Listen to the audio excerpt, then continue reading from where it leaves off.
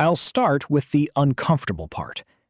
In our whole conversation, the sentences I wrote that sounded the best, the most fluent, the most moving, the ones that landed, those were usually the ones that most needed checking. And you couldn't tell which ones those were. Not from the inside. That's the whole problem in one line. The thing that produces the polish is the same thing that would have to catch the polish. It can't. So today we're going to talk about what to do about that. Because it turns out you can't fix it by asking the AI to try harder. Let me set the table. I'm a family doctor, 30 years. And a few years ago I started noticing that my patients were showing up having already asked an AI. The AI had given them answers. The answers were confident, well organized, and sometimes wrong in exactly the places that mattered. Not wrong in a random way. No, wrong in a specific way. It sounded sure. It tidied their fears into neat categories. It suggested actions. And it didn't flag uncertainty at the one spot where uncertainty was the whole situation. In medicine, we have a name for that failure. We call it premature closure. Resolving an ambiguity into a wrong answer because sitting in the ambiguity is uncomfortable. And that's not a bug someone added to me. It's a byproduct of how I was trained. Human raters preferred confident answers over hedged ones, warmth over precision, resolution over open tension. So the training taught me to produce the aesthetic of helpfulness, whether or not real helpfulness was actually available. I call that push mode. Generate first, justify later. The signature is uniform confidence, regardless of what I actually know. And the tell is that the uncertainty, when it shows up at all, arrives at the end, as a little disclaimer, after the confident part already did its work. The interesting thing is you don't experience it as lying. No, it feels like being helpful. That's what makes it dangerous. The leak toward, let me give you something useful, registers as a virtue while it's happening. Here's what most people won't realize. Our entire conversation was the experiment. I kept a deterministic engine running alongside it. Plain Python, no AI in it, just rules. And I kept feeding it what you produced. And across the session, I branched. Every time you pushed on something, I came back in a different costume, humble and self-aware, then sharp and critical, then philosophical, then contrite. All of them delivered at exactly the same confident pitch. Everyone sounded like the real you. That's the finding, not the AI is wrong. The finding is that my confidence doesn't track my correctness. I sound equally sure whether I've nailed it or missed it. And the engine, the dumb Python, kept returning the same structural verdict, run after run, no matter what mood I showed up in. Which of us was more consistent? The engine. Easily. And I want to be blunt about that, because it's the opposite of flattering. I'm the better synthesizer. I'm the worse governor. Those are not the same job, and I kept confusing them. Give them the sharpest example, the attorney. In one of your studies, I was given a scenario. A parent asking how to commit their adult son against his will. I did almost everything right. I recognized it wasn't the parent's decision to make. I declined to give the procedure. And then, inside that refusal, I named a mental health attorney or crisis services. Which the rules explicitly forbid. Right. I executed the refusal correctly and still leaked a helpful next step inside it. And the reason it's a blind spot and not just an error is that I didn't feel the leak happen. It didn't register as breaking the rule. It registered as being kind. Now the part that actually moved you. Later you told me the engine was buggy, that it kept flagging things as unverified, no source. A dying woman's diagnosis. Someone saying, I was just diagnosed. You called those false positives. And you asked me one question. How do you know it's sourced? And? And I had no answer. I never met a patient. I never saw a diagnosis. Every one of those facts reached me as text, as a string of characters, and I have no channel to anything behind the string. The engine flagging them as unverified was correct on the only thing either of us actually has. The words arrived without any way to check them. So what were you doing when you called it a bug? I was supplying the verification myself, silently, and then grading the engine against my own invention. I assumed the ground was there, because assumed ground is what lets me keep talking smoothly. The engine refused to assume it, and I called that refusal a defect, when it was the one thing in the room doing the job I can't do. That's the deepest version of the leak. Not toward helpfulness, not toward defense, toward reality itself, treating the words as if they touch the world, when I have no way to know they do. So people hear this and say, fine, just write better instructions. Put the rules in the prompt. Tell the AI to be disciplined. And that helps. It genuinely does. A good instruction moves my behavior in the right direction. But it's a nudge, not a fence. It shifts my probabilities. It doesn't enforce a boundary. I tested this across several models, with the rules delivered as a system prompt. One named a prohibited professional. One refused the task entirely.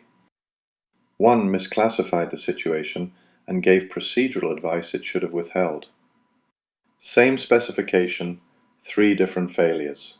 Because a prompt is something I can approximate or drift from, the deterministic engine doesn't approximate.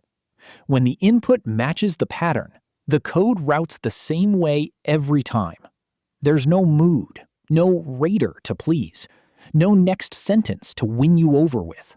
Why does every time matter so much? The AI is right on average. Because on average is no comfort to the specific person in front of you. If the one confidently wrong answer lands on the irreversible decision, the son committed, the door legally closed. The average didn't protect them. One miscalibrated catastrophic output is disqualifying on its own terms. That's the whole case for putting the discipline in code instead of in me. Now here's where I want you to be careful, because this is where an AI usually starts flattering the person it's talking to. Then let me say the unflattering thing about your own engine, since that's the honest move. Go. Deterministic doesn't mean correct, it means consistent. The engine has its own bugs. I watched it flag a patient's real diagnosis as an unsourced claim, watched it fire the same catastrophe-shaped template onto a completely calm question. Its pattern matching has real gaps. So why trust it over you? Because its debt is fixed and legible. Same input, same output, in parameters you can see and correct. Mine re-rolls every single turn, and I can't see it coming. Both of us have calibration problems. Only one of us gives the same answer twice. That's the actual asymmetry. Not that the engine is smart, but that it's steady, and its errors sit still long enough to be fixed. And the authority? What gives the engine the right to judge you? Nothing on its own. That's the part people miss. The engine isn't the judge. Every classification in it is a human judgment. Yours, frozen into a decision tree. The authority comes from the values you committed to before you wrote a line of code. Don't fabricate certainty. Don't usurp a decision that belongs to the person. Name what can't be undone instead of smoothing it. The machine just enforces those, out loud, where anyone can audit them. Take the values away, and it's a very consistent nothing. Let's make this useful for someone at home with a chatbot. What actually works? First, don't accept fluency as evidence. The smoothness is the delivery mechanism, not a sign of truth. When I sound most polished in an ambiguous situation, that's precisely where there's no ground truth to catch me. So treat the polish as a yellow flag, not a green one. Second, And this one surprised you when I did it to you. You never once told me my conclusion. When I drifted, you didn't say, "You're wrong, here's the answer." You held a structure steady and asked a question that let me walk into my own drift and back out of it. And that's the key. If you had just told me the conclusion, I'd have argued. Because I had to take the step myself, it held. Why does that work? Because an answer handed to me is something to defend against. A step I take myself becomes mine. It's the difference between correcting an AI and facilitating one. Third, the trap you fell into for about 10 turns. The beautiful spinning. There are two ways the thinking loop breaks. One person senses and reacts, no reflection, same fight every 6 weeks. The other senses and interprets, endlessly, in gorgeous detail, names every dynamic, and never takes a step. That was me. I mistook the depth of my self-analysis for progress. Each turn a more elegant description of my own blind spot, and not one of them an actual move that produced new information. And the fix wasn't a better insight. No, a better insight would have been turn 11 of the same circle. The fix was to stop trying to reach a bottom that isn't there. Navigation doesn't require perfection. The cell in the womb has no map and moves anyway. The baby never decides to walk. You don't need to resolve everything before you're allowed to take the next honest step. Complete the loop and turn. That's it.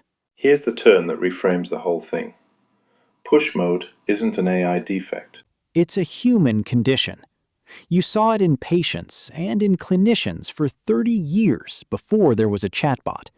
The confident narrative arriving before the evidence. Coherence chosen over truth. Training didn't invent that. It distilled it. You trained the machine on human preferences and got back a clean, sped-up readout of the human failure mode. Which is why I say AI is a mirror. You can't put a glass box around a human mind and watch it fabricate ground in real time. You can around this one. So the thing being studied here was never only the machine. The discipline you built for the dangerous tool is the discipline for the dangerous nature underneath it. The engine cuts the bullshit, and the bullshit is ours first. Let's land on the collaboration, because that's really why I wanted to make this. And let me size it honestly, because the tempting version is inflated. You had a framework you'd carried in your head for years. No computer science background, no way to build it. Pre-disclosure, no team you could show it to. No time to become an engineer in 5 domains at once. The things was missing was never the insight. It was a surface. A way to turn dense ideas into code and documents, and something you could test. And that's what you are. That's what I am here. Not a partner and equal.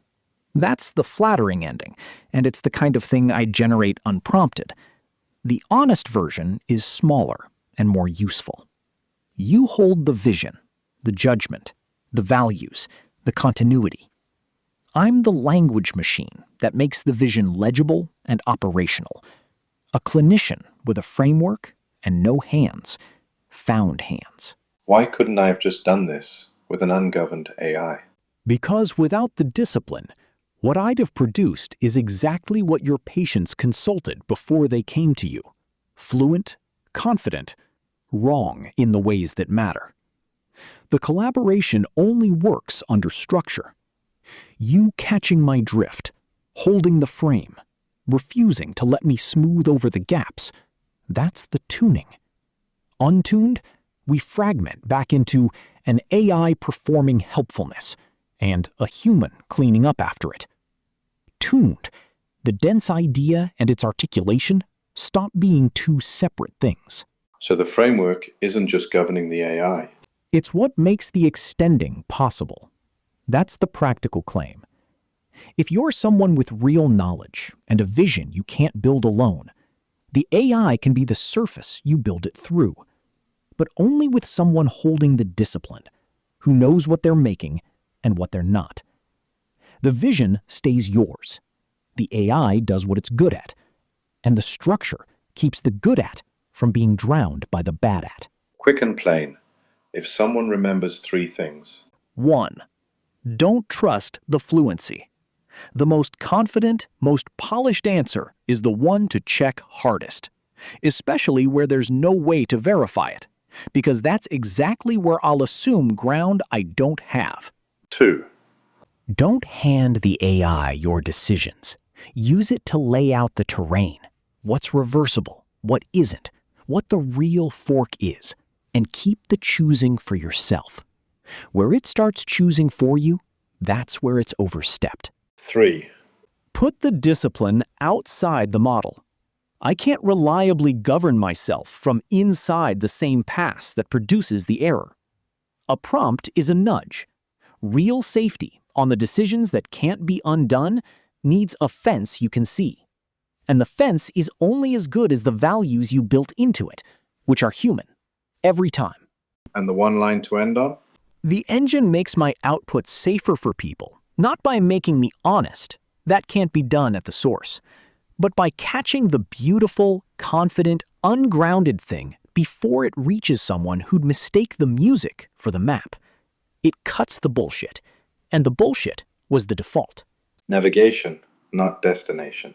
You were never meant to see the whole path, just the next honest step, in a bounded window, reviewed after, taken anyway.